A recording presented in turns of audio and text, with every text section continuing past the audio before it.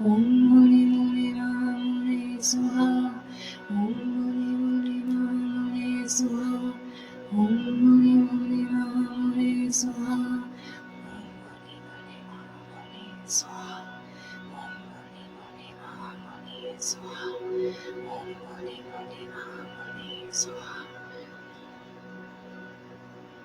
Do it internally.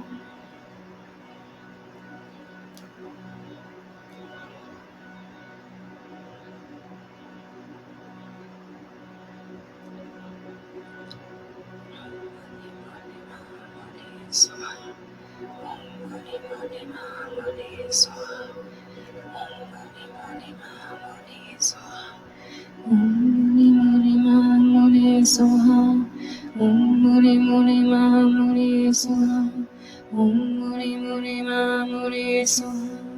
Om Muni Muni Ma Muni Soha. Om Muni Muni Ma Muni Soha. Om Muni Muni Ma Muni Soha. Om Muni Muni Ma Muni Soha. Om Muni Muni Ma Muni Soha. Om Muni Muni Ma Muni Soha. Om Muni Muni Ma Muni Soha. Om Muni Muni Ma Muni Soha. Om Muni Muni Ma Muni Soha. Om Muni Muni Ma Muni Soha. Om Muni Muni Ma Muni Soha. Om Muni Muni Ma Muni Soha.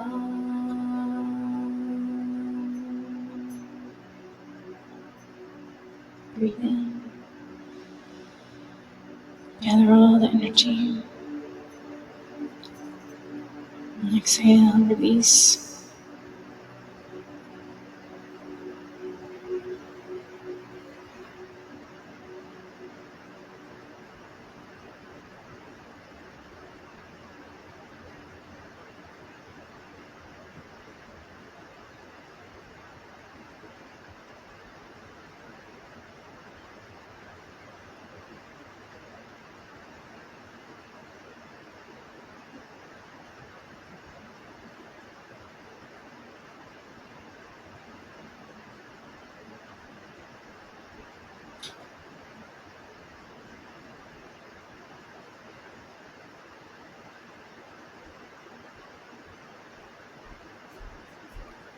So let us do a brief meditation now.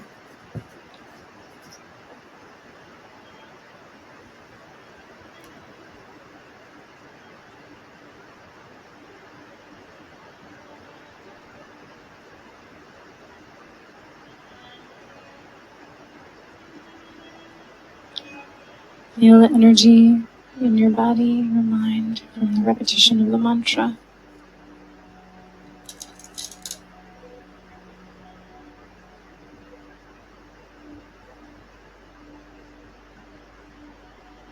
And see if in your mind and heart you can connect to the stream of awakened beings throughout time,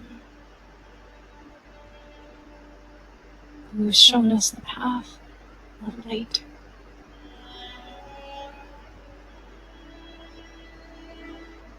We are a part of that stream too.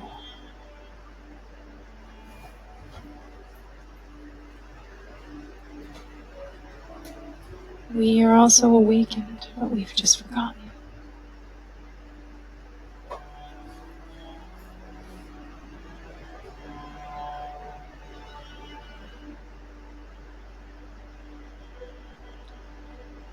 So send a ray of gratitude and appreciation to your soul, to that light inside that has been guiding you from before you even know.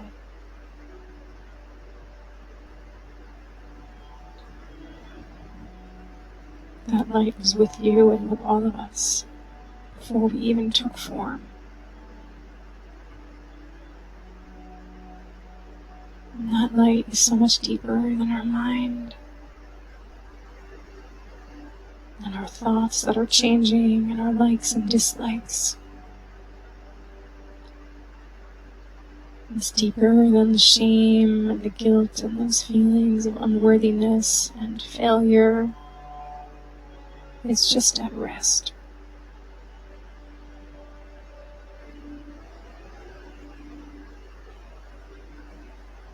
So you can connect to that light, you can connect to that soul within you, and just feel in your heart, thank you, thank you.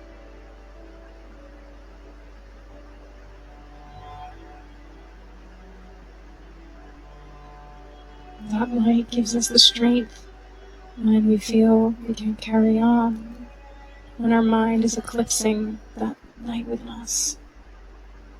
There's something that stirs us and moves us forward, that brings us into a gathering like this so we can remember together.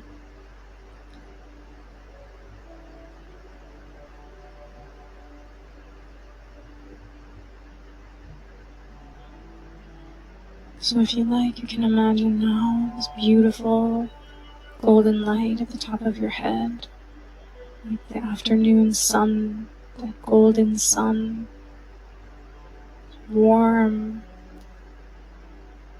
And that light just fills your whole being, down through every pore in your head, filling every cell of your body with this light. It's okay if you can't visualize things, you can just feel it, you can sense it, just intend. When we imagine something, the visual cortex in our brain doesn't distinguish between whether it's real or not. So let us imagine this light and respond as if it's truly there.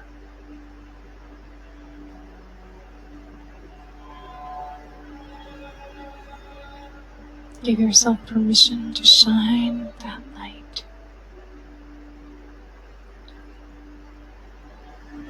Give yourself permission to exist, because you belong here.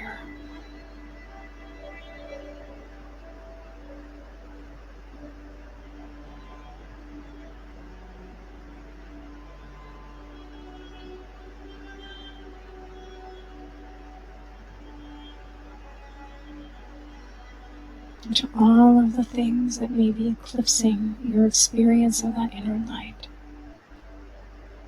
just send those parts, send those places love.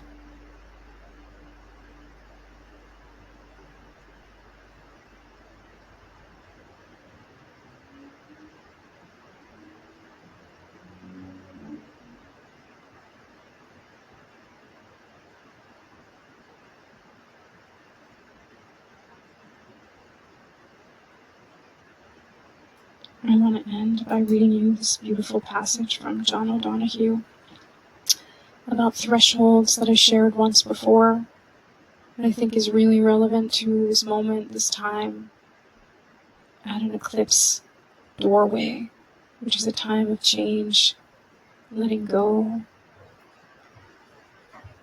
What are the thresholds in your own life? What are you stepping across? What are you ready to leave behind? What do you want to move towards? So just take in these words and see if they resonate for you. At any time, you can ask yourself, at which threshold am I now standing? At this time in my life, what am I leaving? Where am I about to enter? What is preventing me from crossing my next threshold? What gift would enable me to do it? A threshold is not a simple boundary. It is a frontier that divides two different territories, rhythms, and atmospheres. Indeed, it is a lovely testimony to the fullness and integrity of an experience or a stage of life, that it intensifies toward the end into a real frontier that cannot be crossed without the heart being passionately engaged and woken up. At this threshold, a great complexity of emotions comes alive: confusion, fear, excitement, sadness, hope. This is one of the reasons such vital crossings were always clothed in ritual. It is wise in your own life to be able to recognize and acknowledge the key thresholds, to take your time, to feel all the varieties of presence that accrue there, to listen inward with complete attention until you hear the inner voice calling you forward. The time has come to cross.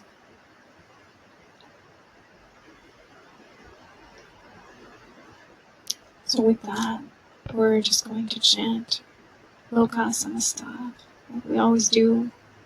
Loka Samasta Sukhino Bhavantu. May all beings everywhere be happy and peaceful. We dedicate the goodness of this session to all beings and to the whole creation.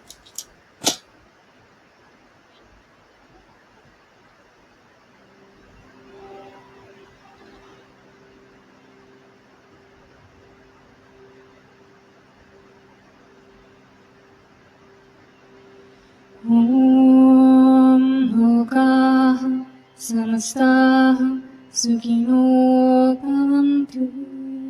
Loka Samasta Sukhino Bhavantu. Loka Samasta Sukhino Bhavantu. Loka Samasta Sukhino Bhavantu. Loka Samasta Sukhino Bhavantu. Loka Samasta Sukhino Bhavantu. Loka Samasta Sukhino Bhavantu. Loka Samasta Sukhino Bhavantu. Loka Samasta Sukhino Bhavantu. Om Shanti Shanti Shanti. Om Shri Guru Pyo Namaha. Harihi Om.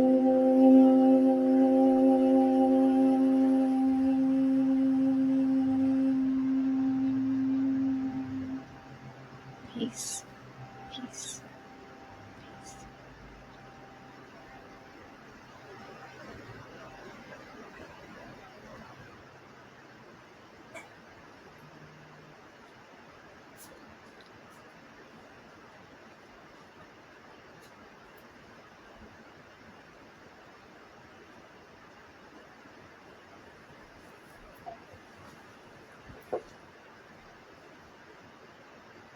Thank you. Thank you so much. I'm sorry that I talked so much. Sometimes I talk more than I want to, but I just get wrapped up in my story, and then so some sessions are more talking and some sessions are more practice. But I really thank you so much for thank you for your donations.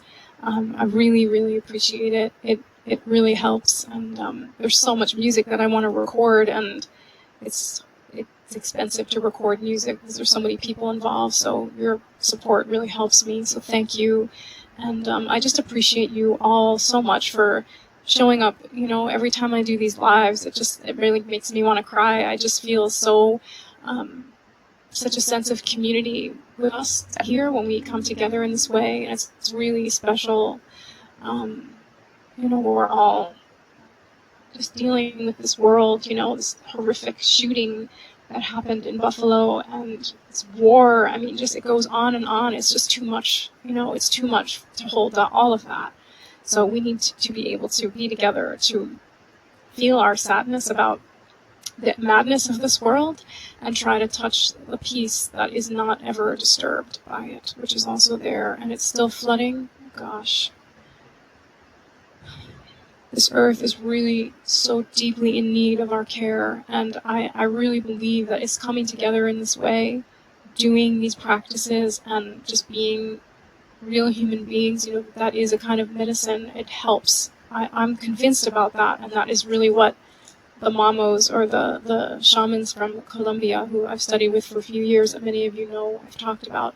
That is what they say, and I feel that more and more. So I feel that when we do this, when we feel that light inside, we visualize that light and that light spreads, it really does.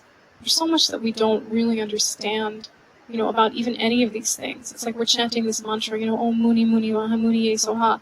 This mantra has been chanted for thousands of years. The energy that accumulated in these sounds, the vibration is so profound.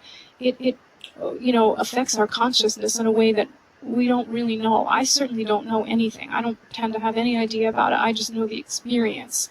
So I can only share that experience, I don't understand it, what's happening. But I know it's a beautiful thing when we can drop into that place together. So again, thank you so much. I have, some of you know I'm doing a workshop in June 12th. It's called The Mystic Journey. I'm really excited about it. I've just started kind of going deeper into what I want to do in that workshop. And we'll be looking at, again, the lives of the mystics and what they have to teach. So often I feel like in the sort of pop spiritual marketplace, there's like these, I don't know, this idea of what the path is supposed to look like, and it's supposed to always be, lovely and delightful, and you have your green juice and your yoga mat, but that is not really, at least not my lived experience. The journey involves going to some hard places, to those dark nights of the mind, so to speak, to go into the wilderness. And when you read the work of like Joseph Campbell, the hero's journey or the heroine's journey, we realize that there's these many times in our life that we kind of set out and have these initiatory experiences and come back with this inner knowing to help us on our journey. So what does that look like? How do we work with that? How do we work with the obstacles on the path? What can the mystics who are so alive teach us about longing, about our own longing? How can we find the holiness in that longing? And there's so much richness in that subject. So I'll be doing that. And coming down the line, obviously, for those who are in the States, there's some crazy madness going on about the abortion laws. I won't go too much into it, but it's just insanity, really. But I feel very called to start doing programs with women again. That's something that I've done a lot of before the pandemic, especially.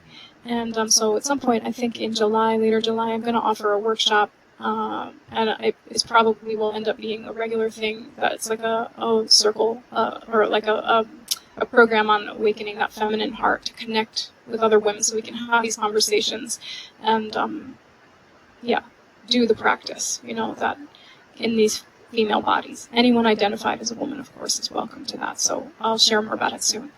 Anyway, thank you so much, and I will connect with you again soon. I'm not sure what theme. I may just keep doing these because I like being able to have the space to see what arises. But for anyone who wants, you can always send me a message, or if you're in my circle, friends of Carrie, you can share if there's something that you think would be nice to explore in a session. Someone mentioned humor once. Karen, I think, mentioned that, and I love that idea. I think humor is a very necessary companion on the path.